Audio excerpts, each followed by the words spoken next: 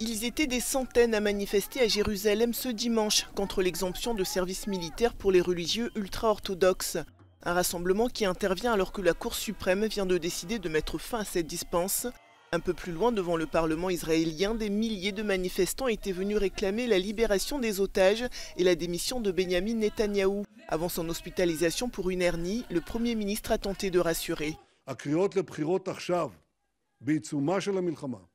רגע לפני הניצחון, ישתקו את ישראל במשך לפחות חצי שנה, להערכתי 8 חודשים. הם ישתקו את המשא ומתן לשחרור חטופינו, הם יביאו לסיום המלחמה לפני השלמת יעדיה. והראשון שיברך על כך יהיה החמאס, וזה אומר הכל. Benjamin Netanyahou a indiqué avoir accepté un nouveau cycle de négociations qui doit reprendre à Doha au Qatar entre Israël et le Hamas. En attendant, après plus de 6 mois d'un conflit qui s'enlise, dans la bande de Gaza, la situation est catastrophique. Alors que les besoins humanitaires sont immenses, l'aide n'y entre qu'au compte-gouttes. La reconstruction de la bande de Gaza sera la priorité du nouveau gouvernement qui a prêté serment en Cisjordanie occupée ce dimanche. C'est ce qu'a déclaré le nouveau Premier ministre Mohamed Mustafa, qui aura également pour objectif de restaurer la crédibilité de l'autorité palestinienne. Après 13 ans d'attente, la Bulgarie et la Roumanie ont fait leur entrée partielle dans l'espace Schengen. À cette occasion, une cérémonie officielle s'est déroulée dimanche à l'aéroport de Sofia, en présence des membres du gouvernement bulgare. Les premiers passagers n'ont pas eu à se présenter au contrôle de passeport et ont reçu chacun un cadeau souvenir. Les aéroports roumains ont également accueilli leurs premiers voyageurs. Le nouveau statut des deux pays ne s'applique pas aux voies terrestres en raison du veto de l'Autriche qui craint un afflux de migrants. Si l'assouplissement de la réglementation devrait avoir un impact positif sur le secteur du tourisme, les longues files d'attente aux frontières terrestres de l'Union européenne suscitent des inquiétudes. Les chauffeurs de camions sont souvent bloqués sur plusieurs kilomètres aux frontières de la Roumanie et de la Bulgarie.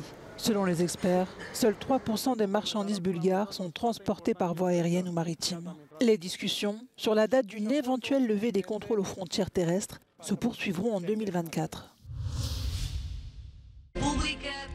15 ans se sont écoulés depuis la dernière mise à jour d'un traité de l'Union européenne.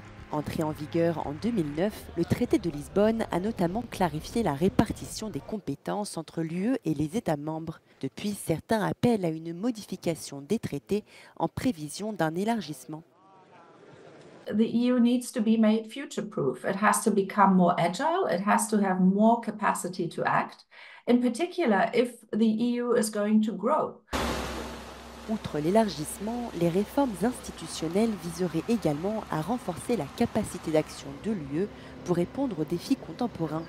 We are dealing with a different international context, and Europe needs to raise its capacity to defend itself, to support Ukraine. Aussi, le Parlement européen, qui a donné fin novembre son feu vert à des propositions de réforme des traités de l'Union, propose de créer une union de la défense dotée de capacités militaires. La défense de l'état de droit et de la légitimité démocratique de l'UE pourrait également être renforcée via des réformes institutionnelles. One of the major weaknesses of the European Union has been over the past years that it hasn't been able to protect the rule of law in all member states. L'experte recommande d'accroître la conditionnalité budgétaire et d'améliorer l'article 7 du traité sur l'Union européenne qui permet de suspendre les droits de vote d'un État membre au Conseil en cas de non-respect de ses valeurs fondamentales. Déclenchée contre la Pologne et la Hongrie, la procédure n'a jamais abouti. Transition numérique et énergétique, lutte contre le dérèglement climatique, crise sanitaire, autant de défis globaux qui nécessitent une capacité d'action accrue de l'UE selon les experts. Europe needs to have a key role in improving global governance when dealing with climate change. Sur le dossier énergétique, experts et eurodéputés proposent notamment la création d'une Union européenne intégrée de l'énergie afin de garantir un approvisionnement énergétique stable, abordable et durable aux Européens. Enfin, des experts appellent à augmenter les compétences de l'UE afin de garantir un accès équitable aux soins de santé au sein de l'Union ou de mener des achats groupés de vaccins. Au contraire, les opposants à ces réformes estiment notamment que ces compétences reviennent aux États et appellent à plus de souveraineté nationale.